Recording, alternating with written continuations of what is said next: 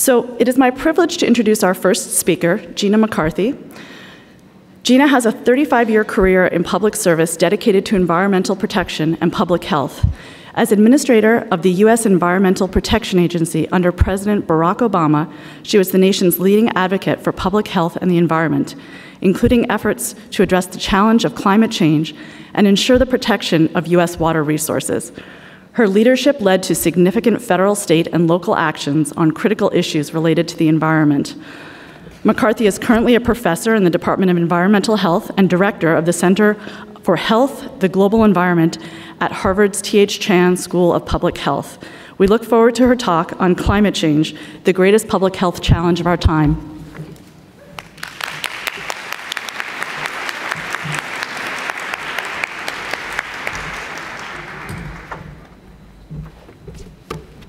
Thanks, and good morning, everybody. Hello. Drink coffee, it's early. Get over it. It's wonderful to be here, and I want to thank the leadership of ISES and ISEE and all the team that pulled together the conference. I want to recognize my good friend and colleague, Maria Nera, who is coming up, who is, she's a force to be reckoned with. Don't mess with her. Hang out with her. She's doing some great work at WHO, and we've been working on these issues for so long, but I feel like we have accomplished a lot, but there is so much left to be done, so I'm very excited about it. And if there are any dinosaurs out there who think that science and math are for boys, I'd like you to take a look at the pictures of the leadership of the team that pulled this together and the leadership of ISES and ISEE. And if you still think math and science are for boys, then you better go extinct just like your brethren from early years, because this is really cool to see what's going on today. Women are real leaders, and when I look out, I'm just so excited to be here. I know it's really early in the morning, but it is really an honor to be helping to kick off this conference. I want to thank all of you for all of the years of work that you have done, that I have taken all the credit for and made some changes as a government employee. You have done tremendous work, and today I'm here really to try to challenge your thinking about climate change. Challenge the thinking about the relationship between climate change and health, because I honestly believe that climate change is the most significant public health challenge of our time, as well as the most important opportunity we have to actually make investments in climate change that benefit public health today. But we'll only do that if we're smart, if we look at that intersection. SMART, S-M-A-R-T. I should make sure that I spell so you understand exactly what I'm saying. But it's terrific, and I want you to know that as a policy person, I am not showing any slides. I don't expect you to take any notes, but there are three big things that I want to do for the folks in the audience today, because many of them are young women who are here, and I want them to understand that the world is open to them, and that we have challenges we're facing today, but I couldn't be more hopeful than I am today about the people that are here who are going to be following in all of our footsteps moving forward. And I want you to take a note on the three things that are most important for you to take away from my discussion today. Are you ready? It's a discussion on climate change. First of all, and you're going to repeat these after me, even though you're too sleepy to listen to anything that I have to say. So, repeat after me, climate change is real. Climate change is real. Man-made emissions are causing it. Man-made emissions are causing it. And that's why women need to rule the world. That's why we are here today. So you go, you women, especially you young women of science. I am so incredibly proud of you. So let me begin by telling you maybe the good, the bad, and the ugly, and I'll start with the ugly. And that is what is a policy person and a unchained ex-35-year career employee in the public sector would call crazy-ass times. That is what we are living in. Our science-based rules and the rules of the road that have really guided all of the work that I've done in my life, especially the work that have underpinned such significant steps forward at the United States Environmental Protection Agency, which is the bedrock science that have underpinned our pollution standards, that have offered such tremendous benefits for both public health and our natural resources. All that science that has empowered life-saving landmark laws like the Clean Air Act, all of that science is right now under extreme attack. In fact, all the rules that I helped to fashion and pass when I was at EPA to reduce air pollution, to protect our drinking water, to eliminate risks from toxic chemicals, to clean up contaminated sites, to have safe places and healthy places for our kids to live, to work and play. All of that right now is certainly up for grabs. And all of the progress that we made to reduce carbon pollution that fuels climate change, which is the greatest public health, economic, national security challenge of our time, that is also at risk. As you can see most recently in the past month of rethinking our rules on clean cars to try to make them dirtier for longer, and to undermine the Clean Power Plan with a rule that simply gets no benefits and allows more traditional pollutants, conventional pollutants up there, and that by EPA's own admission increases risks to our health and safety. But listen, every morning I get up to my husband screaming and yelling at MSNBC. He comes running into the bedroom going, "Gina, you should see the tweet storm today, blah, blah, blah, blah, blah, blah, blah, blah." Well, I say to him what I'm going to say to you right now. With all due love and affection, shut up. Relax. Have a cup of coffee every morning. Look around at your family. Get out of the DC craziness and think about where we are in the real world. Think about all the work that you have done and all the work that you will be doing that is going to make the world a better place. That's what we need to focus on together. You know, I refuse to walk around like a dead woman walking. I sometimes look like a dead woman walking, but that's my own business, not yours. And it's really, I am I'm happy, I'm hopeful, and I am really excited about the opportunities today. And I swear I'm not hallucinating. At least I don't think it, but I wouldn't be the best one to make that judgment if I were. I'm not hallucinating, and I am certainly never been accused of being naive. I've worked for 6 governors and 1 president. 5 of those 6 governors were Republicans. I'm going to tell you a big fat secret. Republicans care about clean air. They care about whether their families drink clean water. They'd like it if their homes were safe and the communities were safe from the potential problems that we see happening in a changing climate. And I was around in the early days when there was black smoke billowing out of smokestacks, and when we had a Boston Harbor that was nothing but one big, for lack of a better word, cesspool. And now it is the thing that drives people into the city of Boston. I can remember going up to the city of Lawrence where the rivers were running green and orange and red on different days, depending upon what the textile mills were dying that day. We are not seeing those kind of challenges anymore. And that's because you have provided the science to tell us just how damaging those problems are to our health and well-being. And health matters. And I will tell you unequivocally that if you read the newspaper every day, and this is especially for my colleagues in the international world, you will think that nothing good is happening in the United States or America today, and you would be wrong. because good things are happening in the real world. You need to turn to not political stations, but you need to turn to your own lives, and you need to look at what's happening in our cities and our towns. You need to stop worrying so much about the rhetoric around rollbacks, because I have never seen an administration so quickly turned back by the courts for doing illegal, unscientific work. That's what's happening today in the United States. Because you can't simply turn around rules because you don't like them.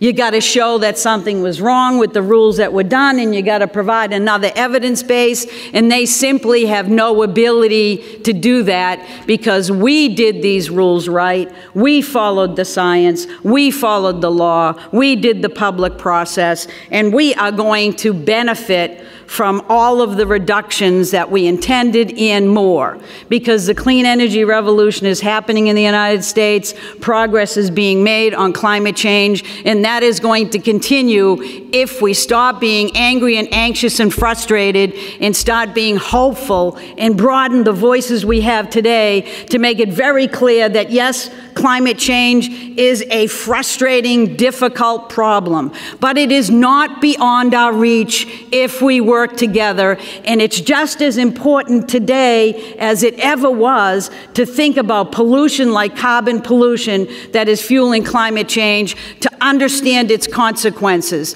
to look at the exposures we are facing, to recognize that it's not people who are well off in the United States that are being most impacted, but it's low-income minority communities, and it's our kids and their future that is at stake. We have no right to be angry. We have no right to sit on our couches every night and listen to Netflix and watch 7 years of the Games of Thrones. So get up. Get moving, get hopeful. Look at the young people in this audience today. It's amazing. They are the generation that is going to lift us up. One of the best things in my world is hanging around with young people who care just as much as we ever did about the public health challenges that we're facing, and they're not running away from it. They're trying to figure out how they provide comment. They're trying to get scientists active in communicating with their constituencies, which is you and I, people who are not scientists, to communicate effectively, to get active in their communities, to get people excited, and to try to buffer all the political rhetoric that seems to be trying to turn science into some kind of partisan tool. It's not partisan, and it is not anyone's tool to do anything other than to share information. Because in this day and age, information is power, just like it was in the 60s.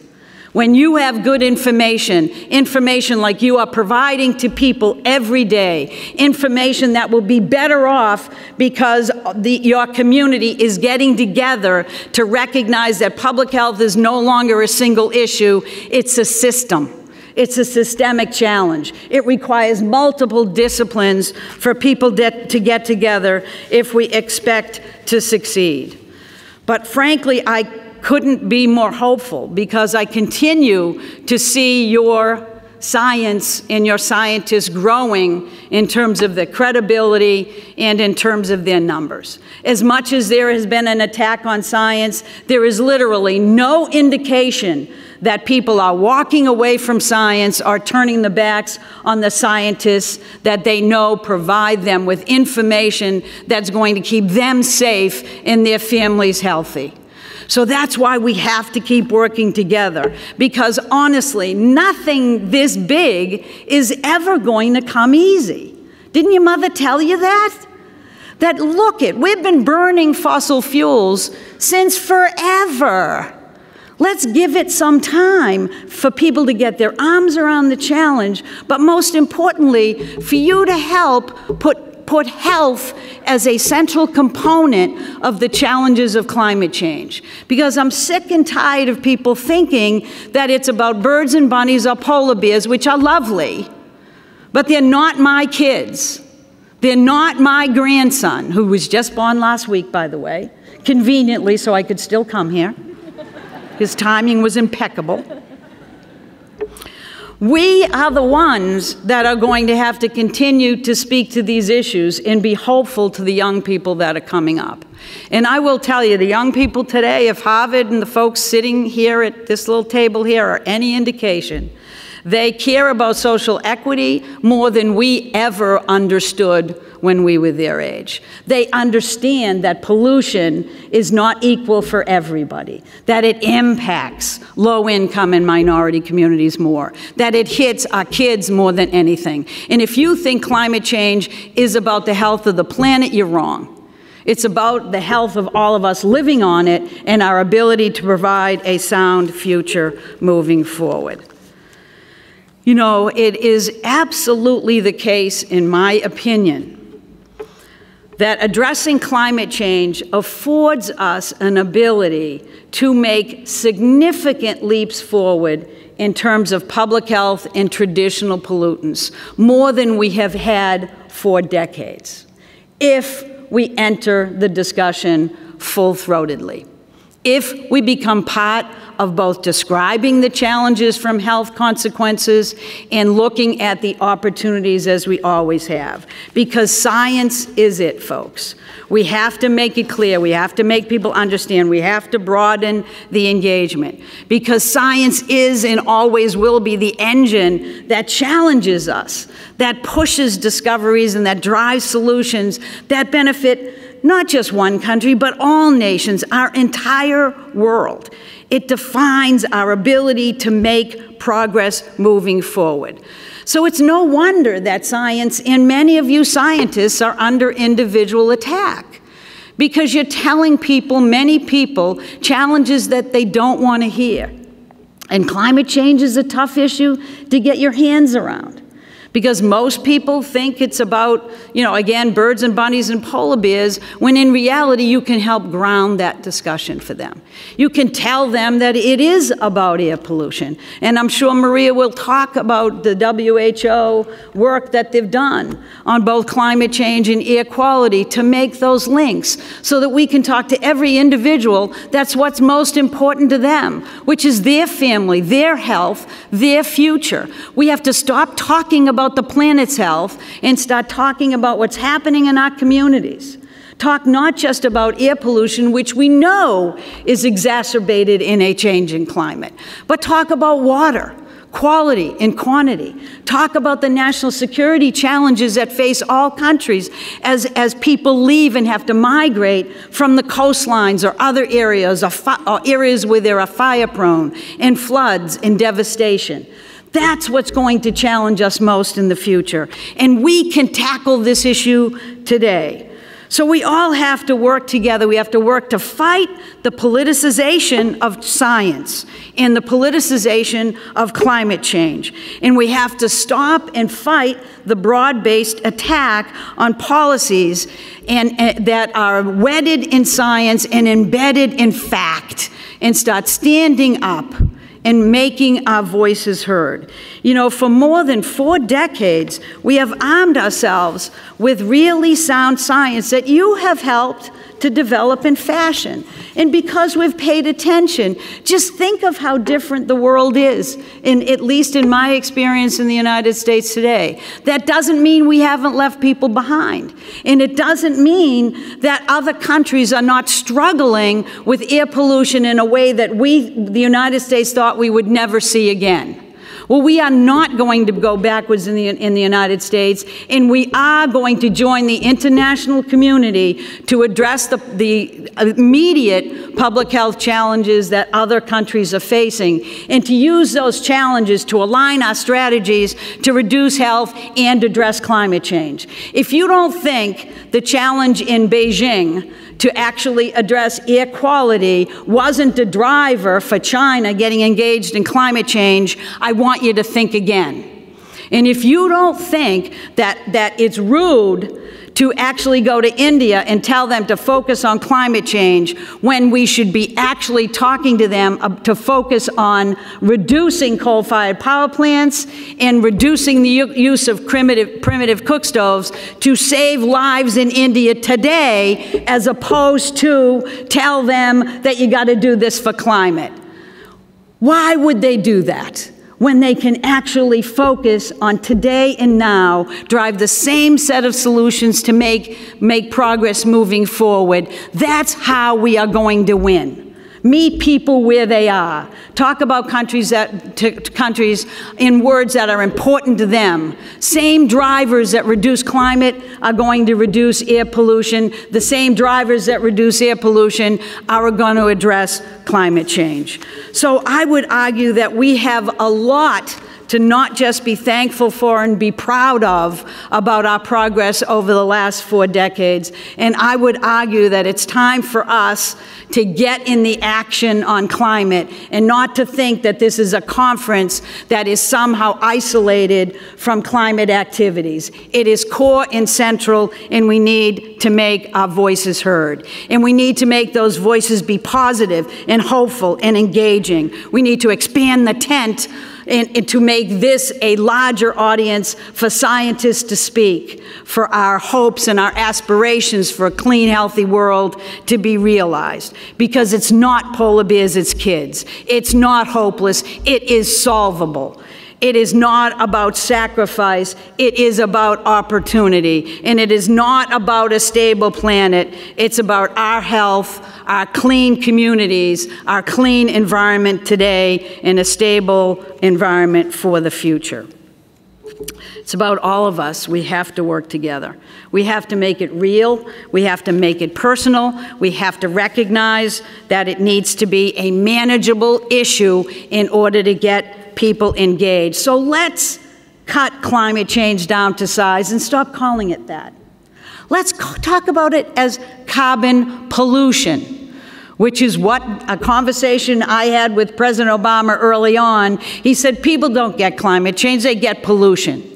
This is carbon pollution. Let's just treat it like we have done every other pollutant. Let's see how it is harming us. Let's look at the opportunities for public health improvements, and let's drive change moving forward. Folks, when Washington doesn't lead, when they fail to have any kind of a plan to move forward on issues that threaten our lives and our livelihoods, or even worse, when that plan is to turn back the clock, we just can't sit around and talk about only health and to wait until climate comes up in the conversation to talk about the intersect between climate and public health. Yes, we're living in a time of great uncertainty and change, but with that change again comes opportunity. So now it's time to seize the moment. It's time to take all this chaos of the day and turn it into actions that will strengthen our democracy, that will empower the powerless, that will build healthier communities today and a more sustainable tomorrow. That's what my work at Harvard is all about today. That's what Sea Change, the Center for Climate, Health, and the Global Environment, is all about today. It's about recognizing that we have to speak in words that people understand. We have to train our new researchers, not just in how to do research, but in how to reach out to the communities and the individuals that they are trying to help with that research, and explain what it means in words that they can understand, in words that energize and innovate, in words that bring hope, not just bad news. That's how science needs to work. That's how science and policy and government entities need to work together. But right now, when the federal government doesn't lead, it doesn't mean we have no one to talk to. It actually means everybody else is left for us to talk to. And we have to reach out. We have to talk to people. We have to even reach out to the business community, which right now knows if that not being effectively regulated, guess who's going to regulate for them? You and I. The market is going to regulate. Clean energy may be something that this administration wants to do away with, but you and I know that clean energy is embedded into the energy world, and it is happening, and it's going to keep happening moving forward. So let's take this as a time of opportunity. Let's work with states and cities. That's what we need to do, to teach them about how they can not just tell their constituencies that they're living up to their climate obligation, they are also living up to their opportunity to reduce health consequences today for their own constituency. constituencies, and there are ways that we can help them identify those opportunities and calculate the health benefits. That's what we need to do today. That's what I'm doing at Harvard. That's what I want everybody else to embrace, because your voices matter. Your voices matter more than they have ever mattered before.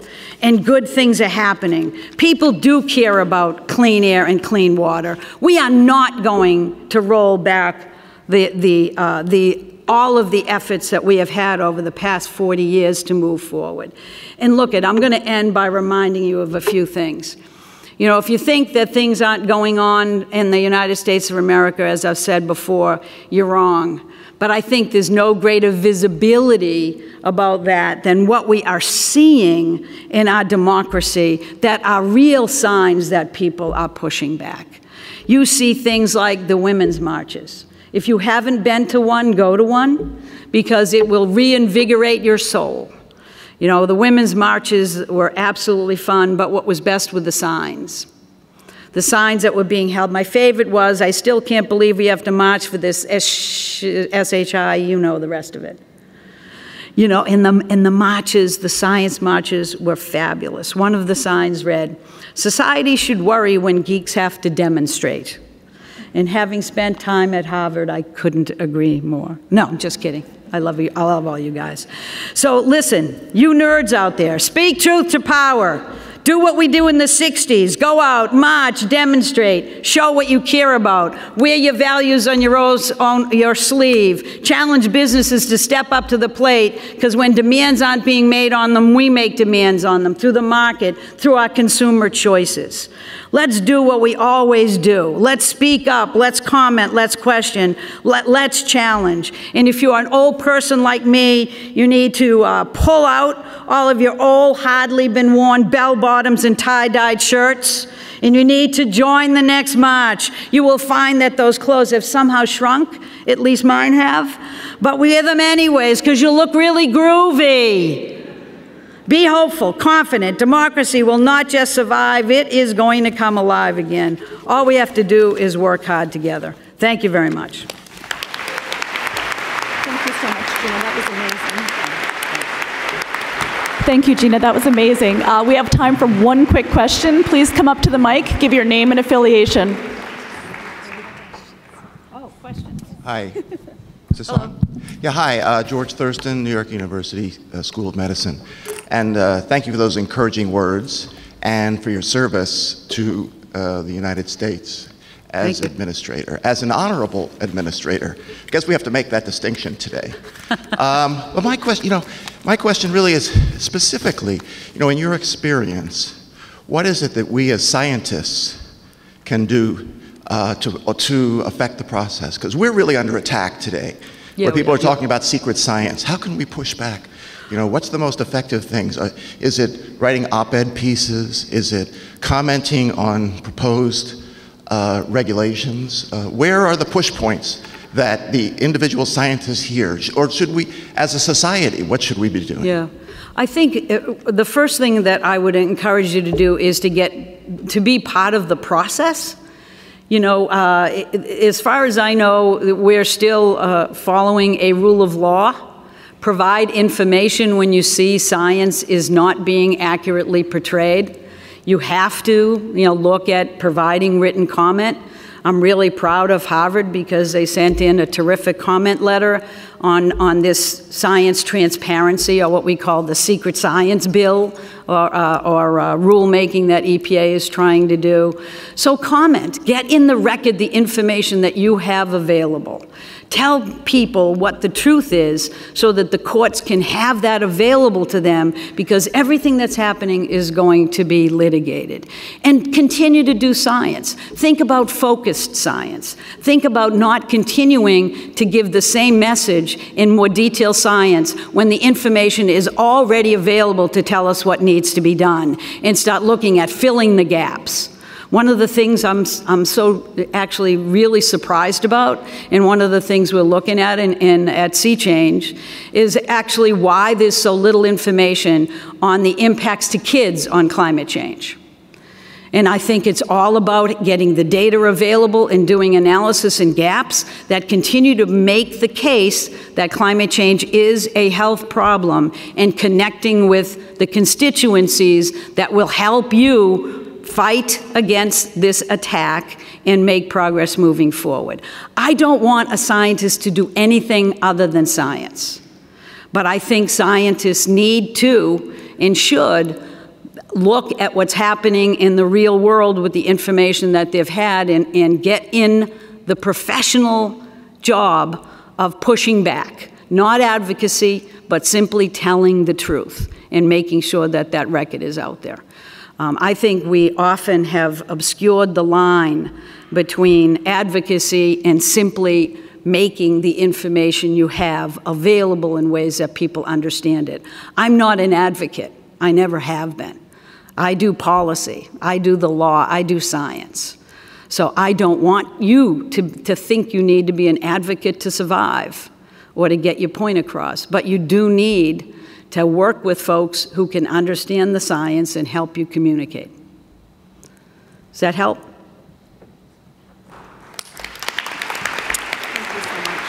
All right, everybody, I know that Maria is coming up. Thank you very much.